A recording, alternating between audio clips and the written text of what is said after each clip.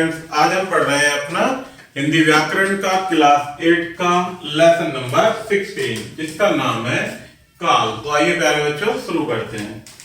क्रिया के जिस रूप से उसके होने के समय का बोध होता है उसे काल कहते हैं। जैसे इस पिक्चर में दिखाया गया है, हरीश पढ़ रहा है, राम पढ़ चुका, श्याम पढ़ेगा। उपरोक्त वाक्यों में पहले वाक्य में अभी पढ़ने की क्रिया चल रही है, दूसरे में पढ़ने की क्रिया हो चुकी है, जबकि तीसरे वाक्य में पढ़ने की क्रिया अभी होने वाली है।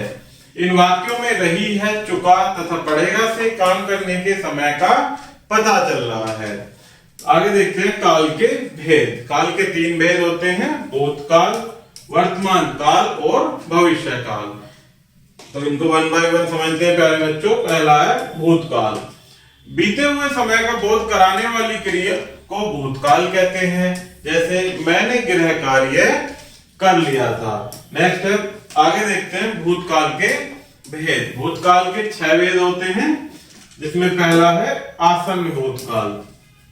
क्रिया का वह रूप जो सामान्यतः किसी कार्य को बीते हुए समय में होना बताता है उसे सामान्य भूतकाल कहते हैं। जैसे राधा विद्यालय गई, फल वाले ने फल बेचे।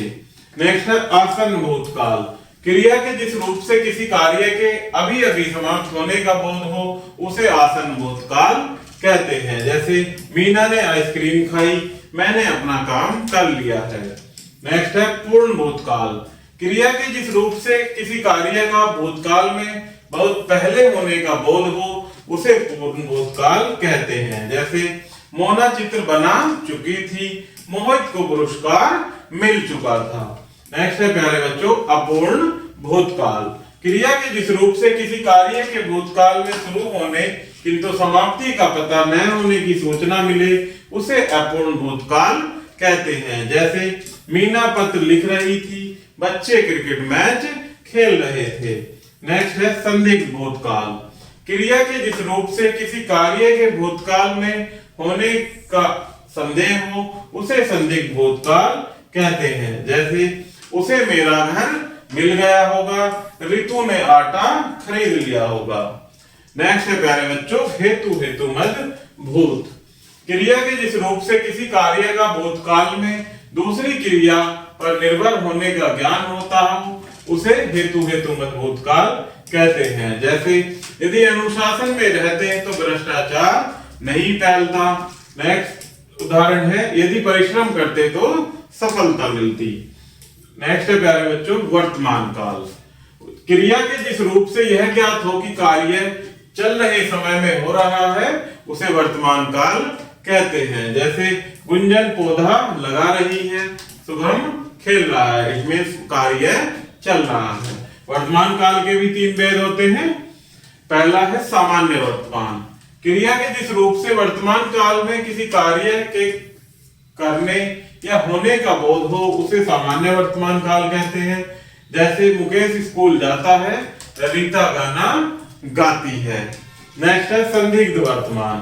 क्रिया के जिस रूप से किसी कार्य के वर्तमान काल में होने में संदेह पाया जाए उसे संदेह वर्तमान कहते हैं। जैसे मोना नाच रही होगी, लोकेश सिनेमा देख रहा होगा। नेक्स्ट है अपूर्ण वर्तमान। क्रिया के जिस रूप से यह बोध हो कि कार्य वर्तमान काल में आरंभ होकर अभी जारी है उसे अपूर्ण वर्तमान कहते हैं। जैसे विवेक चित्र बना रहा है, गाय घास खा रही है। नेक्स्ट है प्यारे बच्चों भविष्यत काल। जब आने वाले समय में क्रिया के करने या होने का बोध हो उसे भविष्यत काल कहते हैं। जैसे हम कल ऋषिकेश जाएंगे, मैं कल विद्यालय जाऊंगा। भविष्यत काल के भी प्यारे बच्चों 2 भेद होते हैं। पहला है सामान्य भविष्यत। क्रिया के जिस रूप से यह बोध होता है कि क्रिया का व्यापार आने वाले समय में होगा उसे सामान्य भविष्यत कहते हैं। जैसे राकेश फिल्म में काम करेगा, मां खाना बनाएगी। नेक्स्ट है संभाव्य भविष्यत। क्रिया के जिस रूप से भविष्यत काल में किसी क्रिया के होने की संभावना पाई जाए उसे संभाव्य भविष्यत कहते हैं। जैसे शायद दादाजी कल आ जाएं, शायद शाम को हम बाजार जाएंगे। आगे देखते हैं प्यारे बच्चों अध्याय संक्षेप। काल क्रिया के समय का बोध कराता है। काल के 3 भेद होते हैं, भूतकाल, वर्तमान काल और भविष्यत काल। नेक्स्ट है वर्तमान काल चल रहे समय में होने के कार्य होने का बोध कराता है। तो प्यारे बच्चों इस प्रकार से हमारा ये लेसन यहीं समाप्त होता है। आशा करता हूं कि आपको यह वीडियो जरूर पसंद आई होगी। धन्यवाद।